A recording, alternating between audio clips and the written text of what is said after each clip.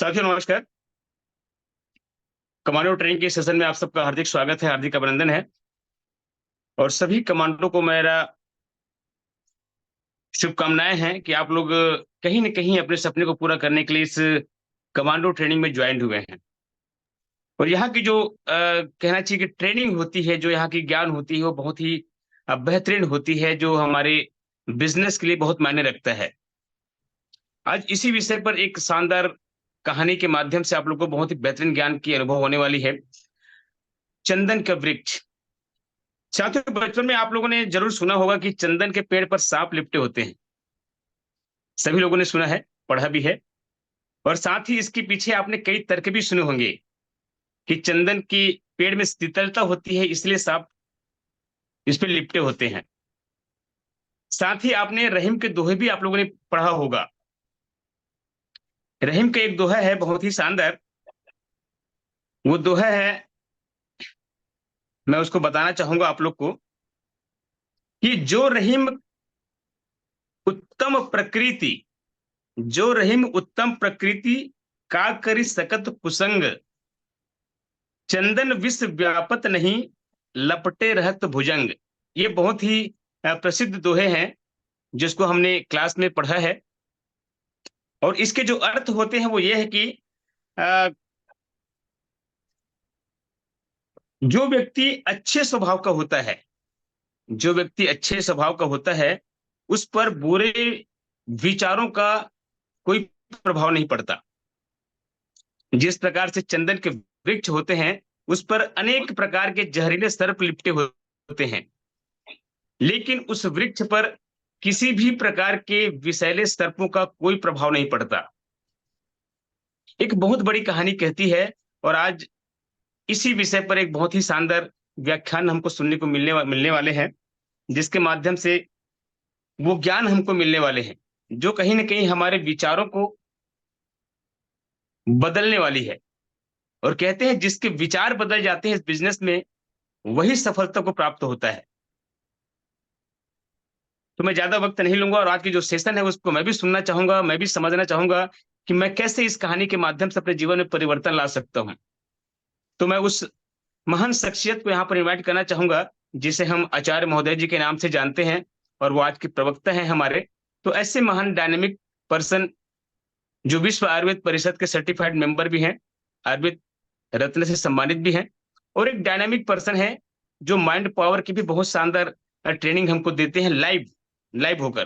तो ऐसे शख्सियत को सुनने का मुझे भी मौका मिलता है, तो मैं बिल्कुल समय को गँवारा नहीं करता और सुनने के लिए लालायित रहता हूँ। तो मैं आप सबके सम्मान के साथ एक शानदार डिजिटल तालियों के साथ सर का सम्मान करना चाहूँगा। वेलकम सर, बहुत-बहुत स्वागत है आपका। Thank you Ganesh ji. Welcome sir. Thank you sir. मेरी आवाज क्लियर है? Yes sir, yes sir. Okay. बहुत बहुत स्वागत है साथियों आप सभी लोगों का। और ये कमांडो सेशन है। अभी उपस्थिति 39 कितना है? 39। 39। जबकि लोग इसमें हैं लगभग 70 के आसपास हैं। एक्चुअली हम सबके साथ में यही होता है, जब हम कुछ अच्छा करना चाहते हैं। एक मिनट थोड़ी सी जी। अक्सर लोगों के साथ यही होता है कि समय का वैल्यू उनको पता नहीं चलता। जब कोई चीज हाथ से निकल जाता है तब उसकी कीमत पता चलती है। बहुत सारे लोगों के साथ यही होता है और अपने समय को गंवा बैठते हैं। आप सभी जानते हैं समय हमारे लिए कितना कीमती है। दुनिया में सब चीज आपको वापस मिलेगा, पर आपको समय कभी नहीं मिलेगा। और इस दुनिया में जिंदगी का खेल खेलने के लिए ईश्वर ने सिर्फ हमको एक ही मौका दिया है। दोबारा हम इस जीवन में कभी नहीं आएंगे। और सोच करके देखिए, इस बात को जानते हुए भी हम अपने समय को कितना गंवा रहे हैं। मेन चीज होती है दोस्तों अज्ञानता। अज्ञानता इंसान को सर्वत्र पछाड़ती है। हर जगह अज्ञानता की वजह से ही व्यक्ति फेल होता है। आज हम इस सिस्टम की भी बात करें। यहाँ लोग पैसा कमाना चाहते हैं, लेकिन सीखना नहीं चाहते। ये अक्सर देखा गया है। पैसा हर कोई कमाना चाहता है लेकिन सीखना नहीं चाहता, जबकि डायरेक्ट सेलिंग बिना सीखे कुछ भी नहीं किया जा सकता। हमारे जितने भी वक्ता हैं वो हमेशा कहते हैं सीख करके हवाई जहाज भी चलाया जा सकता है और बिना सीखे साइकिल भी नहीं चला सकते। इसलिए सीखना जरूरी है। सीखने की कोई उम्र नहीं होती। अभी तक रूटीन में जो हम काम करते आ रहे थे, अगर उससे हमारे सपने पूरे हो सकते हैं तो मैं सभी लोगों से कहना चाहूंगा कि डायरेक्ट सेलिंग बिजनेस आपके लिए नहीं है। जो रूटीन का काम आपका चल रहा है उससे अगर सपने पूरे हो सकते हैं तो अपना समय यहां पर खराब मत करिए। और अगर आपको लगता है कि नहीं, हमारे उस रूटीन के काम में हमारे सपने पूरे नहीं हो सकते, this is the golden opportunity. ये एक सुनहरा मौका है आपके जीवन में।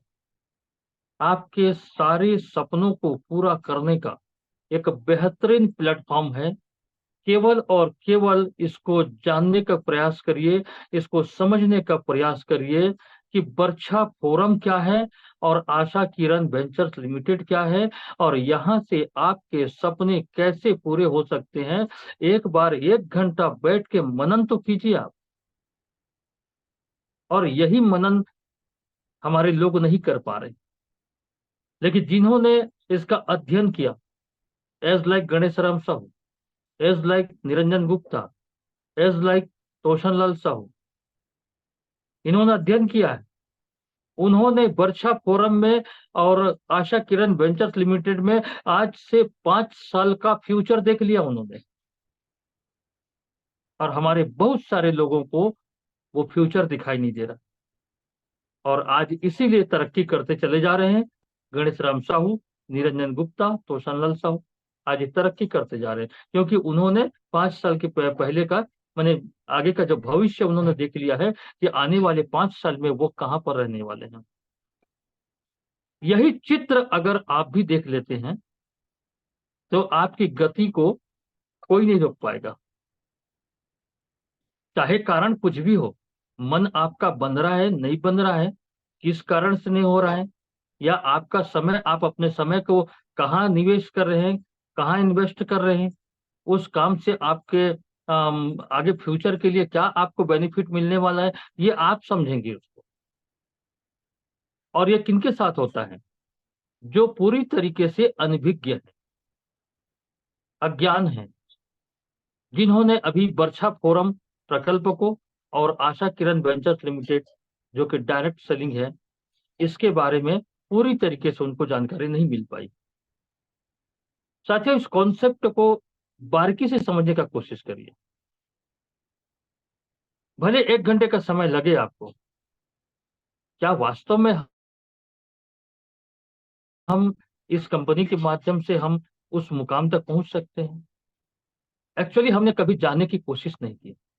जिसने जानने की कोशिश की और जो समझ गया, उसको आप किसी भी हालत में नहीं रोक पाओगे।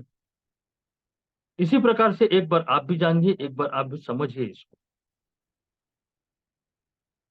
मैं एक छोटी सी कहानी आपको शेयर करूंगा और उस कहानी से उस कहानी के माध्यम से आपको बताने की कोशिश करूंगा कि अज्ञानता किस प्रकार से हमको पछाड़ता है।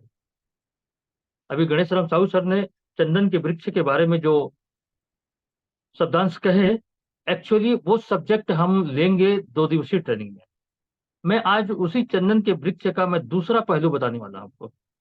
कहानी को मैं उसी चंदन के वृक्ष से जोड़ रहा हूं, लेकिन जिस गुण के बारे में गणेश जी साहू ने उन्हें बताया, उसको हम बिलासपुर में वो 2 दिवसीय ट्रेनिंग में चर्चा करेंगे। आज मैं दूसरे पहलू पे बात करूंगा।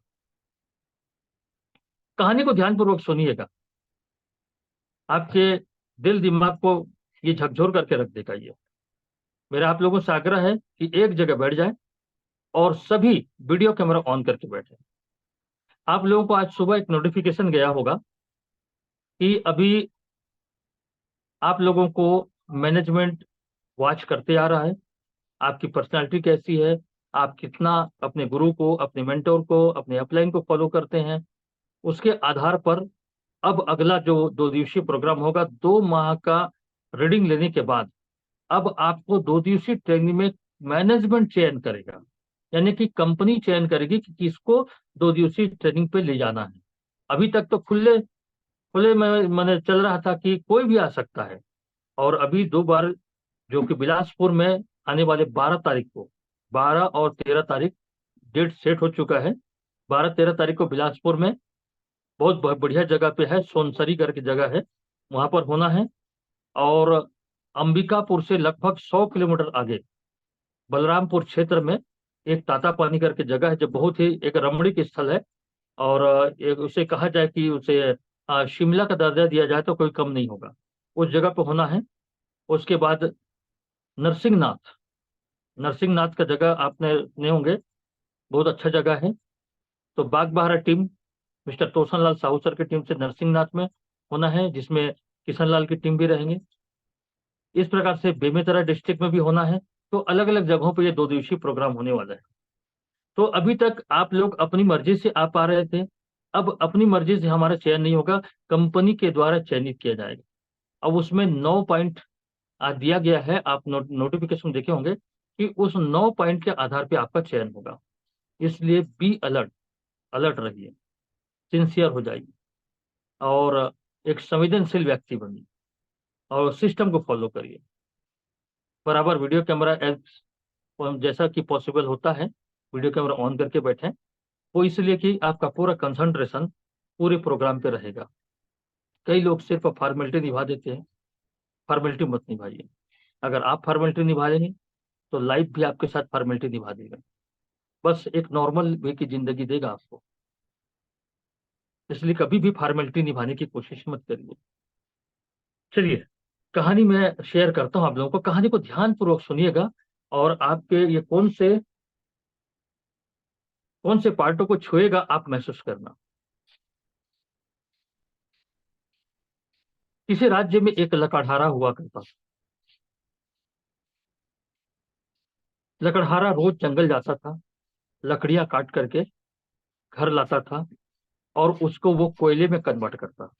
यानी जो लकड़ियां काट करके लाता, उसको वो कोयला बनाता, और कोयला बना करके शहर में बेचा करता था। उससे जो उसको आमदनी होती थी, उसी से वो अपना घर का गुजारा करता था। इस प्रकार से रोज रूटीन का उसका काम था। डेली जाता, लकड़ियां काटता, घर ला करके उनको सुखाता, और सुखाने के बाद उसका कोयला बनाता, कोयला बना करके शहर में बेच करके आता था। आसपास के जितने भी पेड़ थे, सारे पेड़ों को उसने कोयला बना करके बेच डाला। धीरे धीरे करके आगे बढ़ते गया, बढ़ते गया, बढ़ते गया, और जितने भी पेड़ थे, उस सारे पेड़ों को काट करके कोयला बना करके उसने बेच डाला। अब लगभग लगभग घर से लगभग 5 किलोमीटर, 10 किलोमीटर दूरी पे कोई भी पेड़ नहीं बचा था, जिसको अब वो काट करके कोयला बना करके बेचता। अब उसको दूर जंगल जाना पड़ता था। अब जब दूर जंगल जा रहे हैं, तो उसका जो समय दुगना हो गया, क्योंकि पास था तो जल्दी जल्दी बेचा करता था, अब दूर हो गया तो उसको जाने आने में समय लगता था।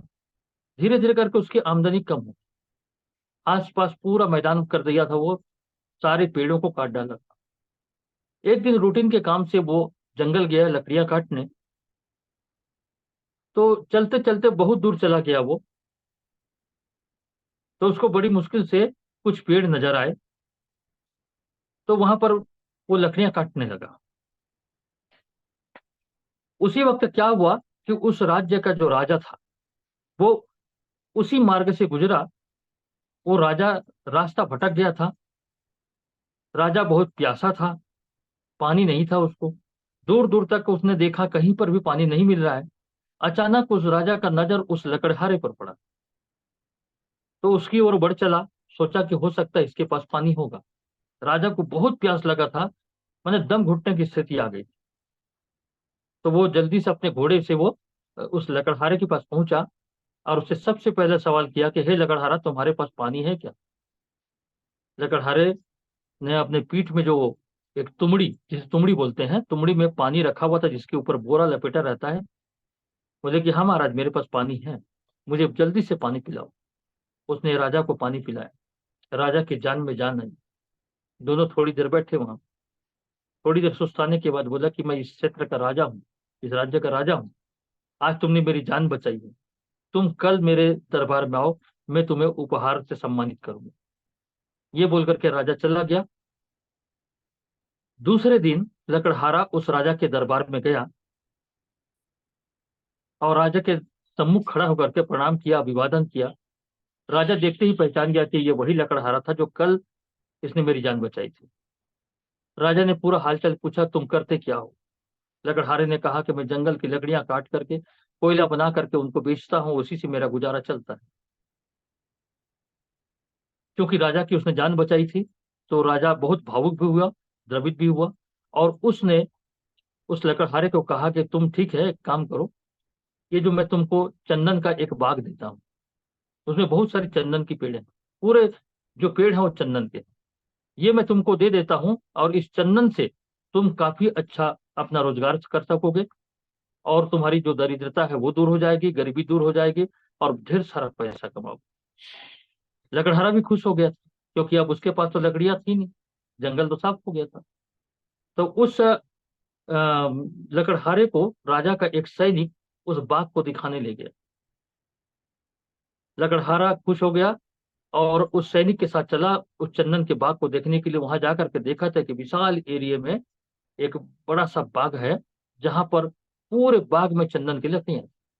लकड़हारा बहुत खुश हो गया, अब तो मेरी गरीबी दूर हो जाएगी और मैं बहुत पैसा कमाऊंगा। अब इस प्रकार से सैनिक वापस आ गया, लकड़हारा चला गया, और वो जो लकड़हारा अपने काम में लग गया। समय गुजरते गया, गुजरते गया, गुजरते गया। एक साल के बाद राजा को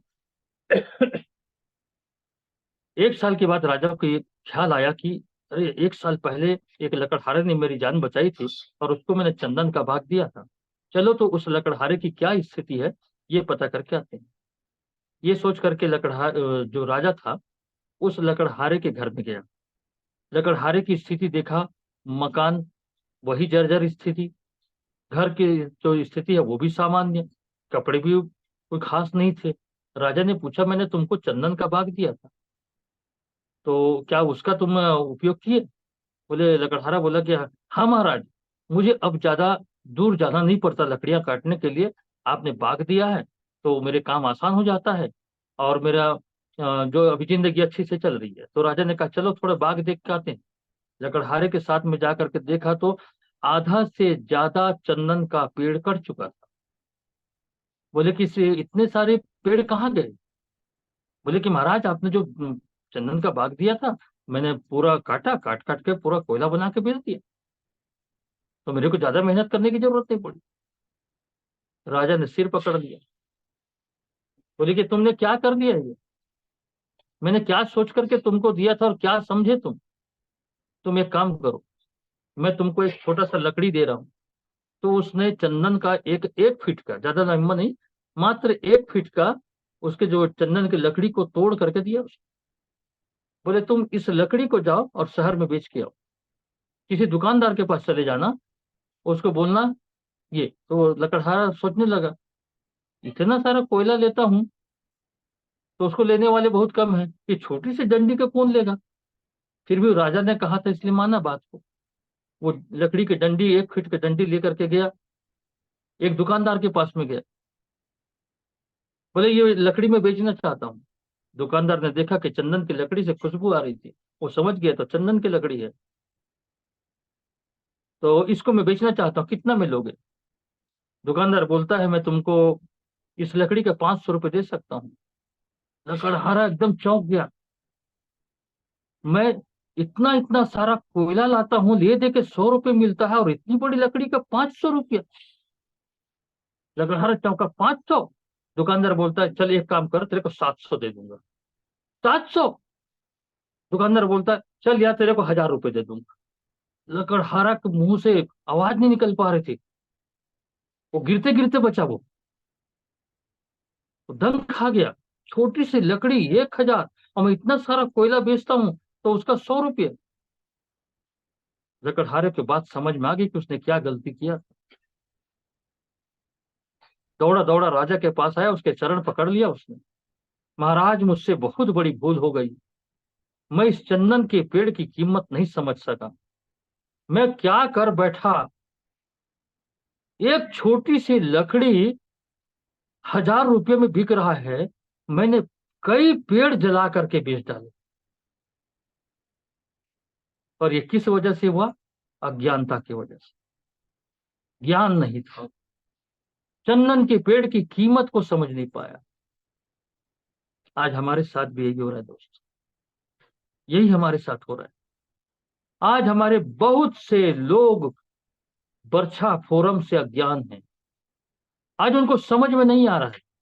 राजा ने कह दिया, मैंने चंदन के बाग दिया है तुमको, इससे तुम्हारी आर्थिक स्थिति संभल जाएगी। ये चीज हम भी कह रहे हैं। बर्छा फोरम को जान लीजिए, आशा किरण को जान लीजिए, आपकी जिंदगी संवर जाएगी, आपकी जिंदगी बन जाएगी, आपकी आर्थिक स्थिति संभल जाएगी, आपके सपने पूरे हो जाएंगे, आप कार खरीद सकेंगे, बंगला बना सकेंगे, अपने बच्चों को अच्छा एजुकेशन दे सकेंगे, आप बड़ा सा बैंक बैलेंस बना सकेंगे, आपका बुढ़ापा आसानी से कट सकेगा। लेकिन कई लोग लकड़हारा बन करके बैठे हैं अभी, बस कुल्हाड़ी पकड़े हैं, जाके लकड़ी काट के ला रहे हैं, कोयला बना के बेच रहे हैं। ये सिर्फ अज्ञानता है। आज बहुत से लोग हमारे यही सोच रहे हैं, लकड़हारा बनी बैठे हुए हैं। और हमारे गणेश राम साहू, हमारे तोसन लाल साहू सर, हमारे निरंजन गुप्ता जी, किशन लाल चौहान, रोहित जी, हिमांचल जी, आप लोगों को चीख चीख के बोल रहे हैं, चीख चीख के बोल रहे हैं, भाई ये चंदन की लकड़ी है यार, ये चंदन की लकड़ी, इसका वैल्यू तो समझो। एक दिन निकलो तो सही किसी दुकानदार के पास लेकर के, घर से निकले ही नहीं। और एक दिन ऐसा स्थिति आएगा कि बस लकड़हारे के समान पछताना पड़ेगा। पूरा जंगल साफ हो जाएगा और हासिल कुछ नहीं आएगा। सही समय पे सही काम न कर पाना ही अज्ञानता है। उसकी वैल्यू को नहीं पहचान पाना ही अज्ञानता है। अपलाइन की बात को, मेंटोर की बात को, अपने गुरु की बातों को न मानना ही अज्ञानता है। कोई एक व्यक्ति, सफल व्यक्ति, उस रास्ते पे चल करके सफलता हासिल किया है, उसके पद चिन्हों पे न चलना और अपने मन की सोचना अज्ञान। अभी कितने लोग? 51 लोग। 70 की संख्या में है यहाँ पर कमांडो में। 20 लोग अज्ञानता के शिकार हो चुके। मेरे ख्याल से आज 51 लोग यहाँ पर बैठे हुए हैं। शायद एक कहानी आपके जीवन में बहुत बड़ा प्रभाव डालेगा। इसीलिए हम कहते हैं कि आइए, सीखिए, जानिए, समझिए कि वर्षा फोरम क्या है, आशा किरण क्या है। मेरे दोस्त, आशा किरण वो चंदन का पेड़ है, वर्षा फोरम वो चंदन का पेड़ है। इसको एक बार जानो तो सही, इसको एक बार समझो तो सही। वैल्यू नहीं देते लोग। और इसको जानने और समझने के लिए हमारे गणेश राम साहू सर ने शानदार 12 मई को आपको आमंत्रित किया है। वही व्यक्ति चंदन की पेड़ की कीमत को समझेगा।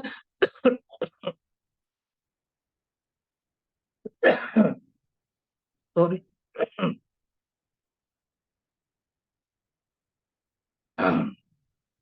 इसको अरहजना बोलते हैं। इसको अरहजना बोलते हैं हमारी छत्तीसगढ़ में।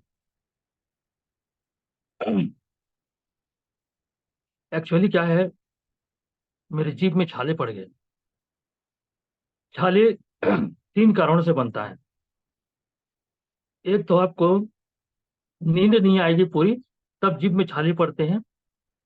दूसरा, अगर आपका डाइजेशन बिगड़ा हुआ है तब मुंह में छाले पड़ते हैं। और तीसरा, अगर मानसिक तनाव से गुजर रहे हैं तो छाले। तो मेरे पास तो मानसिक तनाव से गुजरने वाला कोई काम नहीं है, कोई टेंशन नहीं है मेरे को लाइफ में।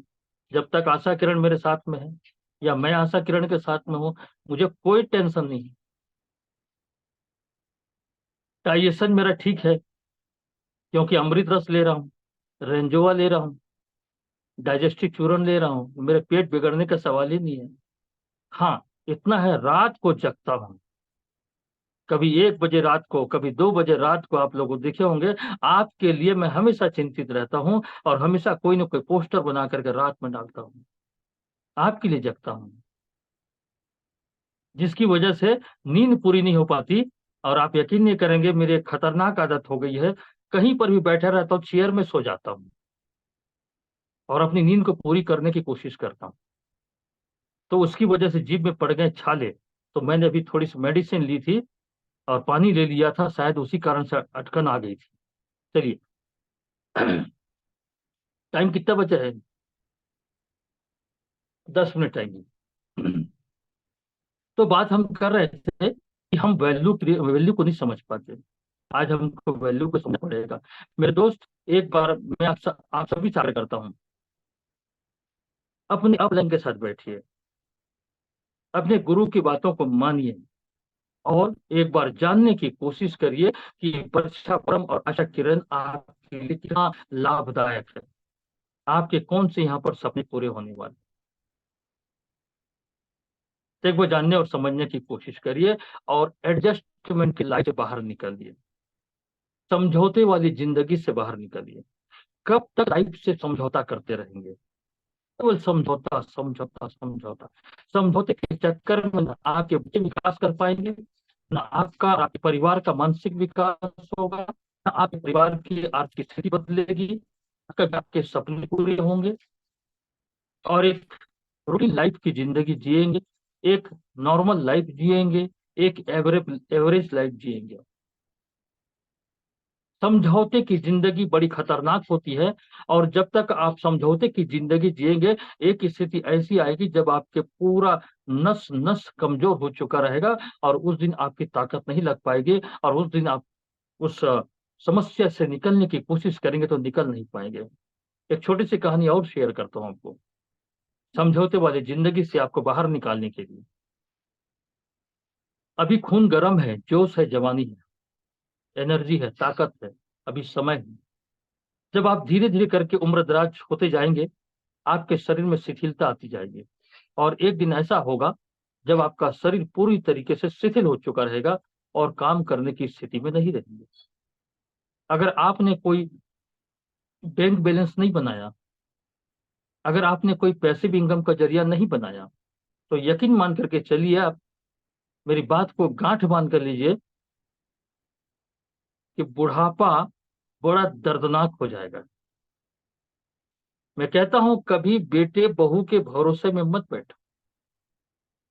मैं हमेशा इस बात को फोकस करता हूं कि बहू संस्कार वाली रही तो बेटा आपके साथ है, और बहू संस्कार वाली नहीं मिली तो बेटा जो है बहू की है। फिर आपका बुढ़ापा खतरनाक हो जाएगा। अपनी बुढ़ापे को आपको सिक्योर करना पड़ेगा, अपने बुढ़ापे को सिक्योर करना पड़ेगा। इसलिए आज एडजस्टमेंट की लाइफ से निकले, एक छोटी सी कहानी आपको बताता हूं। कुछ वैज्ञानिकों ने कुछ वैज्ञानिकों ने एडजस्टमेंट की लाइफ किस प्रकार से होती है, इसको उन्होंने एक डेमो किया। उन्होंने क्या किया, एक मेढक लाया, मेढक, और उसको गैस के चूल्हे पर एक गंजी में, जो गंज होता है उसमें पानी डाल दिया और गैस चालू कर दिया। पानी धीरे धीरे गर्म होने लगा, मेंढक को उसमें डाल दिया। पानी हल्का गर्म हुआ, मेंढक अपने आप को उस पानी के तापमान के बराबर एडजस्ट करने लगा। पानी कुछ और गर्म हुआ तो उस तापमान के हिसाब से मेंढक अपने आप को एडजस्ट किया, लेकिन बाहर निकलने की कोशिश नहीं किया। पानी और गर्म हुआ, मेंढक अपने आप को उस तापमान में एडजस्ट कर लिया। ऐसे करते करते करते करते पानी का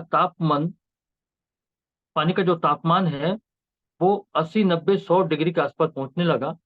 और मेंढक अपने आप को एडजस्ट करते गया, एडजस्ट करते गया, एडजस्ट करते गया। और एक समय ऐसे आया जब पानी बॉइलिंग पॉइंट पे पहुंचा, उबलने लगा, वो मेंढक वहीं पर समझो कि दम तोड़ दिया। इस कहानी से क्या सीख मिली अपने को? पानी का गर्म होना जीवन में आने वाली समस्याएं।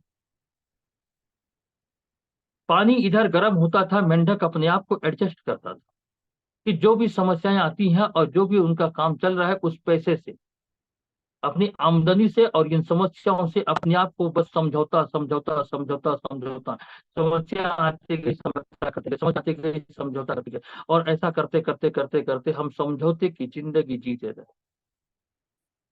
लास्ट में जब कोई बड़ी समस्या आ जाती है, या उस समय का दौर जब आपको मकान बनाना होता है, या उस समय का दौर जब आपको बच्चों की शादी करनी होती है, उस समय तक आप लोगों ने जिस प्रकार से एडजस्टमेंट का लाइफ जिया, आगे जा करके जिस समय आपको बड़ा काम करना था, जब उस मेंढक को जब तापमान ज्यादा हो गया था, उस समय उसको छलांग लगानी थी, वो छलांग लगाने की ताकत उसके पास में नहीं आई, क्योंकि अपनी पूरी शक्ति को एडजस्टमेंट में खत्म कर दिया था उसने। पूरी ताकत को उस गर्मी के साथ में अपने एडजस्ट करने में पूरी ताकत को लगा दिया था। इसलिए जब पानी बहुत ज्यादा गर्म हुआ तो उसके अंदर में छलांग लगाने की ताकत नहीं बची। ऐसे ही हमारे साथ भी होता है। हम तो बस समझौते की जिंदगी, आज ये नहीं है, चल यार जो भी है इसे निपटा लिया। आज वो समस्या आ गई तो यहाँ हम उधार मांग करके इसको निपटा दिए, फिर इस उधार को पटाने की दूसरे जगह से उधार लिए, एडजस्ट कर रहे हैं अपने आप को। कभी ये नहीं सोचे कि किसी से उधार मांगने के बजाय अपनी आमदनी को हम बढ़ा लें, तो किसी से उधार मांगने की जरूरत न पड़े, और जितनी भी समस्याएं हो पैसे से हल हो जाती हैं। तो हम अपनी अपनी आमदनी को बढ़ा करके ये एडजस्टमेंट की जिंदगी से हम बाहर निकले।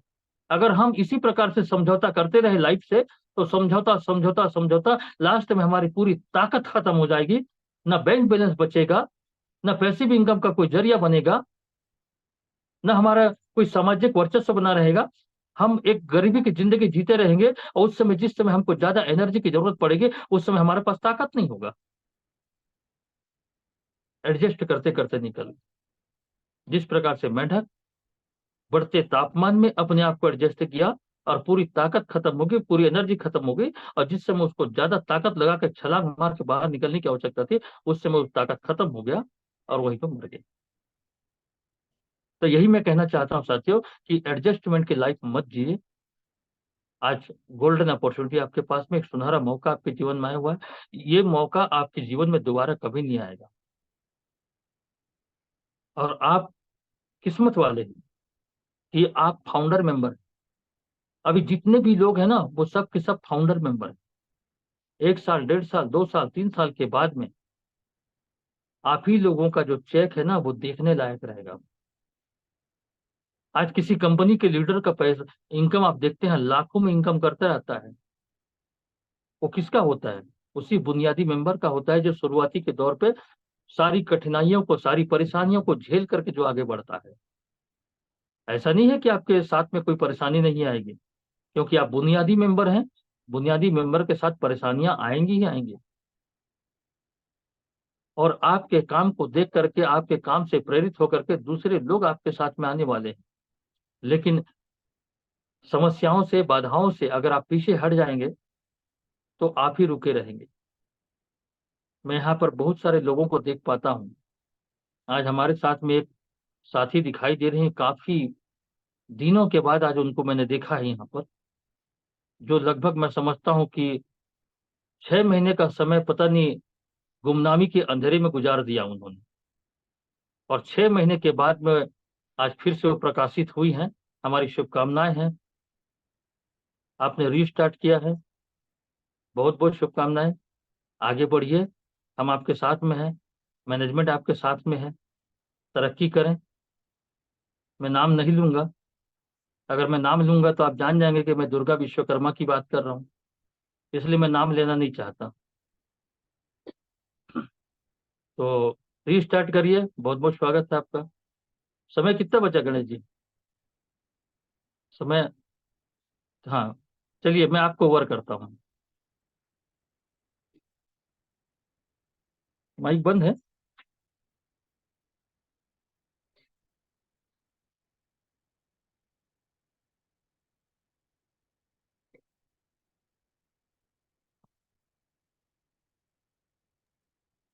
Thank you sir, thank you, बहुत बहुत धन्यवाद। वो असल में क्या सर, मेरा भी थोड़ा गला खराब है, सर्दी पकड़ा हुआ है, वो खांसी वगैरह आ रहे थे, इसलिए मैंने बंद कर दिए थे। तो साथियों, आज का सेशन बहुत ही लाजवाब रहा, बहुत ही सारगर्भित रहा। और वाकई में आज सर ने जो यहाँ पे बताए हैं कहानी के माध्यम से, वो जो भी सीख हमें देने का प्रयास किए हैं, वो हमारे जीवन के लिए बहुत मायने रखता है। कहते हैं अज्ञानता, अज्ञानता इंसान को इतने अपने अंदर छुपा लेता है कि इंसान समझने की भी ताकत नहीं रख पाता है। जैसे कि लकड़हारा की कहानी उन्होंने बताया सर जी ने, उन्होंने चंदन की लकड़ी को भी नहीं समझ पाया और जलाकर कोयले के रूप में परिवर्तित करके उन्होंने बेच के अपने जीवन चलाया। अगर थोड़ी सी ज्ञान उनको हासिल हो गई होती कि ये चंदन का वृक्ष है जिसकी कीमत लाखों करोड़ों में होती है, तो आज उसके जीवन कहाँ से कहाँ पहुंच गया होता। सेम इसी प्रकार के दोस्तों, आज जो बरछा फोरम है हमारे पास कॉन्सेप्ट है आशा किरण का, ये हमारे लिए चंदन के बराबर है। अगर हम इसको समझ लेते हैं, थोड़ा सा प्रयास कर लेते हैं इसको लोगों तक लेकर जाने का, लोगों को बताने का, समझाने का अगर प्रयास हम कर लेते हैं, तो यकीन मानिए बहुत बड़ी हमारे जीवन में परिवर्तन आने वाली है, बहुत बड़ी परिवर्तन। और जिस तरीके से हमारे जीवन चल रहा है, सर ने बताया कि मेढक के माध्यम से वाकई में हम एडजस्टमेंट की जिंदगी जी रहे हैं। हमने अगर थोड़ा सा ऊपर उठ के नहीं देखा अपने जीवन को, अपने भविष्य को नहीं देखा, आज की स्थिति की बदौलत आज हम जिस तरीके से चल रहे हैं, क्या हम 10-15 साल बाद अपने जीवन को बना सकते हैं? और इसी चीज को अगर हम बरछा फोरम के माध्यम से देखते हैं, इस कॉन्सेप्ट के माध्यम से देखते हैं, थोड़ा सा मनन करने का प्रयास करते हैं, तो वाकई में बहुत बड़ी परिवर्तन आ सकते हैं। आज हमारे सामने पूरी किसान भाई हैं और हमारा जो बरछा फोरम है किसानों को लेकर है। और जो हेल्थ के प्रोडक्ट है उसके भी आज देखो हर व्यक्ति कोई ना कोई समस्याओं से जूझ रहे हैं, तो हम उसको भी लेकर बहुत शानदार तरीके से लोगों पर प्रचार करके, सिर्फ प्रचार करके बहुत बड़े काम कर सकते हैं। लोगों को जरूरत है लेकिन हम उसको समझ नहीं पा रहे हैं। हमें सेल करने की आवश्यकता नहीं है दोस्तों, सिर्फ प्रचार करनी है, अपनी बातों को रखनी है, उनकी समस्याओं को उनको बतानी है। सिर्फ प्रचार करके हम बहुत बड़ी काम कर सकते हैं। लोग खुद ब खुद आएंगे आपके पास, पर हमें उस लायक बनना पड़ेगा। हमें लोगों को बताना पड़ेगा, उनको जगाना पड़ेगा। लोग सोए हुए हैं। अगर हम, यकीन मानिए बहुत बड़ी उपलब्धि हमारे लिए होगी और उनके लिए भी होगी, क्योंकि वो समस्याओं से, जिन समस्याओं से जूझ रहे हैं, अगर हम उनको उन समस्याओं से निकालने में कामयाब हो जाते हैं तो वो तो ठीक हो ही जाएंगे। साथ ही साथ हमारी जो जीवन है वो एक बेहतर हो जाएगी। तो दोस्तों मैं तो यही कहूंगा कि आप कि जो भी अपलाइन होंगे, जो लगातार आगे बढ़ते जा रहे हैं, शानदार तरीके से इस काम को करते जा रहे हैं, उस अपलाइन के पास बैठिए और इसको समझने का प्रयास कीजिए। आप जब तक नहीं समझ पाएंगे इनके विजन विजन और मिशन को, तब तक अपने भविष्य को आप देख नहीं पाएंगे, अपने कैरियर को आप उससे जोड़कर देख नहीं पाएंगे। तो मिशन और विजन को समझना बहुत जरूरी कि हम जो कर रहे हैं बरछा फोरम के माध्यम से वो है क्या, लोगों को क्या मिलने वाला है और हमें क्या मिलने वाला है। तो ये दो ही चीजें हैं। सीखना, इसलिए कहते हैं सीखना और सिखाना, किस चीज को कहाँ पे किस तरह से बोलना है, यही बस अपने को सीखना है। और इतना सा हम कर लेते हैं तो बहुत बड़ी उपलब्धि हमारे जीवन में हो सकती है।